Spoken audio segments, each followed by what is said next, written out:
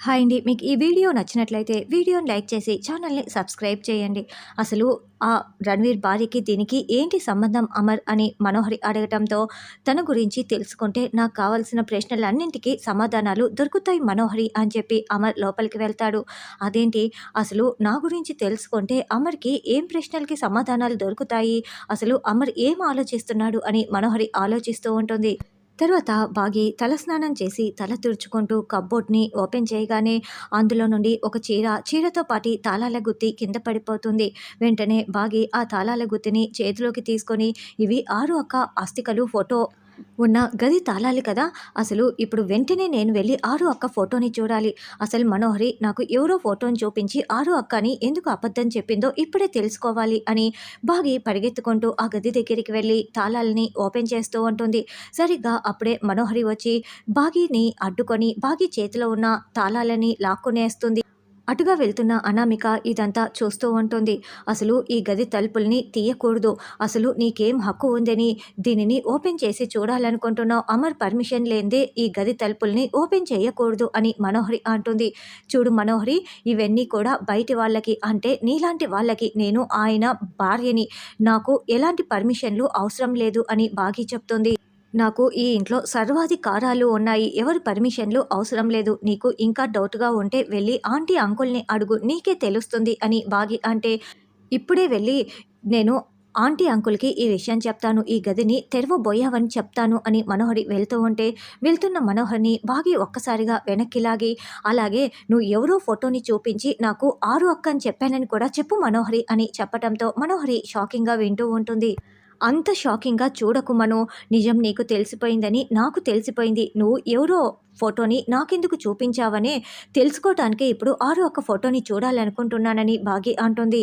ఆ మొఖంలో కంగారు, భయం. నేను 6 అక్క ఫోటోని చూస్తే నీకు వచ్చే నష్టమేంటి? చెప్పు మనూ, చెప్పు అని బాగి నిలదీస్తూ ఉంటుంది. సరే, నువ్వు ఎలాగూ చెప్పావు కదా, నేనే చూస్తాను అని మనోహరి చేతిలో ఉన్న తాళాలని లాక్కునేస్తుంది. నువ్వు ఇప్పుడే వెళ్ళి ఆయనకి ఈ విషయం చెప్పాలనుకున్నావనుకో, చెప్పేసేయ్ మనూ. అప్పుడు నేను కూడా చెప్తాను కదా, అసలు నువ్వెందుకు వేరొకరి ఫోటోని చూపించావు అని ఆయన నిన్నే ప్రశ్నిస్తాడు. వెళ్ళు మనూ, ఇంకా ఇక్కడే ఎందుకు నిలబడి ఉన్నావు? వెళ్తావా లేదా అని బాగి అంటుంది. దాంతో మనోహరి తోక ముడుచుకొని వెళ్ళగానే బాగి మళ్ళీ తాళాలని ఓపెన్ చేస్తూ ఉంటుంది. సరిగ్గా అప్పుడే అనామిక వచ్చి బాగి చేతిలో ఉన్న తాళాలను లాక్కొని, బాగి నువ్వు 6 ఫోటోని చూడకూడదు అని చెప్తూ ఉంటే, అదేంటక్క, నేను 6 అక్క ఫోటోని ఎందుకు చూడకూడదు? నువ్వు కూడా తాళాలు లాక్కునేసావు, ఇవ్వక్క ఇవ్వు అని బాగి అడుగుతూ ఉంటుంది. నువ్వు చూడకూడదు బాగి, అంతేనని అనామిక అంటుంది. నేనెందుకు చూడకూడదని ప్రశ్నిస్తున్నాను, చెప్పక్క చెప్పు అని బాగి అడుగుతూ ఉండటంతో, అది అది దేవుడి నిర్ణయం కాబట్టి అని అనామిక చెప్తుంది.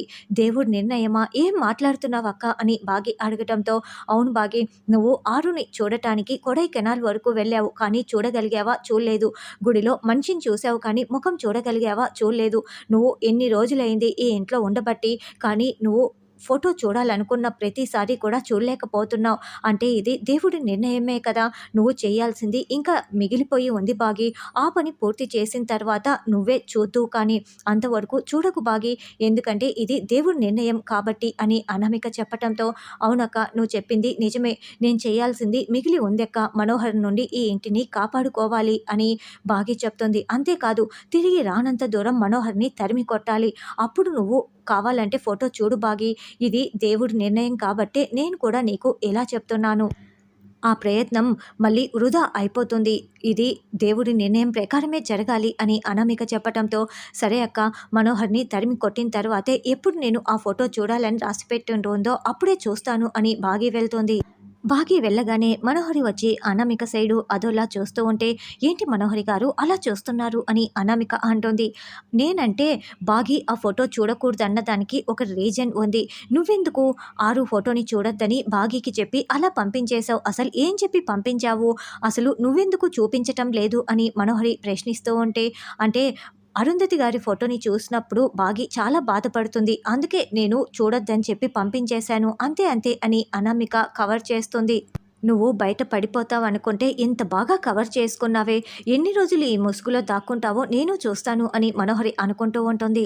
తర్వాత నిర్మలమ్మ సదాశివం గార్డెన్లో కూర్చొని ఉంటే అమర్ అక్కడే ఉంటాడు. అప్పుడే బాగి అక్కడికి వస్తుంది.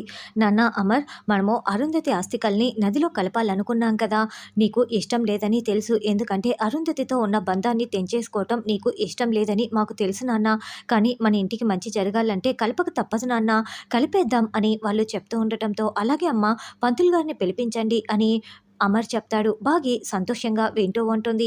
ఇదంతా వింటున్న అనామిక టెన్షన్ పడుతూ ఉంటే అప్పుడే గుప్తా గారు అనామిక దగ్గర ప్రత్యక్షమైపోయి, బాలిక, నువ్వు మా లోకంలోకి వచ్చే సమయం ఆసన్నమైనది అని చెప్తూ ఉండటంతో, పౌర్ణమి వరకు నాకు సమయం ఉంది కదా గుప్తా గారు అని అనామిక అంటుంది. కానీ నీకు ఉన్న దారులన్నీ కూడా మూసుకుపోవచ్చున్నాయి బాలిక, అంతవరకు కూడా సమయం లేదు, నువ్వు మాతో వచ్చి తీరాల్సిందే, ఎందుకంటే పరిస్థితుల్ని నువ్వు కూడా చూస్తున్నావు కదా అని గుప్తా గారు చెప్పటంతో అనామిక మరింత టెన్షన్ పడుతూ ఉంటుంది. అసలు అమర్ నా గురించి అంటే రణవీర్ భార్య గురించి తెలుసుకుంటాడు. అంతేకాకుండా బాగి నిజానికి దగ్గరగా వచ్చేస్తోంది.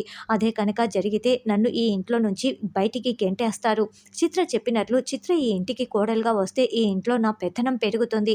వెంటనే వినోద్కి చిత్రకి పెళ్లి చేసేయాలి అని మనసులో అనుకుంటూ వినోద్ దగ్గరికి వచ్చి, వినోద్, నీకు ఈ విషయం తెలుసా, చిత్ర లైఫ్ సెటిల్ అయిపోతోంది, ఎందుకంటే ఒక మంచి సంబంధం వచ్చింది అని చెప్పటంతో, అదేంటి చిత్రకి సంబంధం వచ్చిందన్న విషయం నాకు అస్సలు చెప్పలేదే, నేను చిత్ర దగ్గరే ఉన్నాను కదా అని వినోద్ కోప్పడుతూ ఉంటాడు.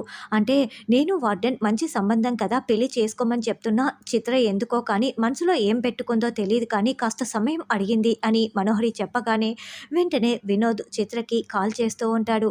చిత్రకి నేను ప్లాన్ చెప్పలేదు కదా, ఇప్పుడు దొరికిపోతుందేమోనని మనోహరి అనుకుంటూ టెన్షన్ పడుతూ ఉంటుంది. ఏంటి చిత్ర, నీకు పెళ్లి సంబంధం వచ్చిందంట, నాకు ఒక్క మాట కూడా చెప్పలేదే అని వినోద్ అడగగానే, ఏం మాట్లాడుతున్నావు వినోద్ అని చిత్ర అంటుంది. ఇప్పుడే మనోహరి గారు చెప్పారు నీకు పెళ్లి సంబంధం వచ్చిందంట కదా అని వినోద్ అనగానే, ఓ ఇది మనో ప్లానా అని మనసులో అనుకుంటూ అవునని చిత్ర అంటుంది. అయితే నువ్వు ఆ సంబంధానికి నో అని చెప్పేసి, అంతకంటే మంచి సంబంధం నీ దగ్గరికి వస్తోంది, వాళ్ళ తల్లిదండ్రులే నీ దగ్గరికి వచ్చి మాట్లాడబోతున్నారు, వాళ్ళకి ఓకే చెప్పు అని వినోద్ ఫోన్ పెట్టేసి, మనోహరి గారు అమ్మ నాన్న ఎక్కడ ఉన్నారు అని అడగటంతో లాన్లో ఉన్నారని మనోహరి చెప్తుంది. ఇక మనోహరి బాల్కనీలో నిలబడి ఏం మాట్లాడుకుంటారా అని మొత్తం వింటూ ఉంటుంది. నేరుగా వినోద్, అమ్మ నాన్న అన్నయ్య, నేను మీతో ఒక ముఖ్యమైన విషయం మాట్లాడాలి అని అనడంతో, అమెరికాకు వెళ్తానని కాకుండా ఇంకేదైనా మాట్లాడు అని నిర్మలమ్మ అంటుంది. నా పెళ్లి గురించి అని వినోద్ అంటాడు. ఇప్పుడే మీకు ఒక మంచి సంబంధం చూడాలని అత్తయ్య మాట్లాడుతున్నారు, మీరే పెళ్లి గురించి మాట్లాడుతున్నారు అని భాగి అంటుంది. నేను ఒక అమ్మాయిని ప్రేమించాను అని వినోద్ చెప్పగానే, ఎవరు, చిత్రనా అని అమర్ ప్రశ్నిస్తూ ఉంటాడు. అవును, నేను చిత్రని ప్రేమిస్తున్నాను, పెళ్లి కూడా చేసుకోవాలనుకుంటున్నాను అని వినోద్ చెప్తుంటే, ఏంటి చిత్రనా అని నిర్మలమ్మ సదాశివం ప్రశ్నిస్తూ ఉంటారు. చిత్రన నాకు ఎందుకో తన మాట తీరు అన్నీ కూడా సరిగ్గా అనిపించట్లేదు అని బాగి అంటుంది.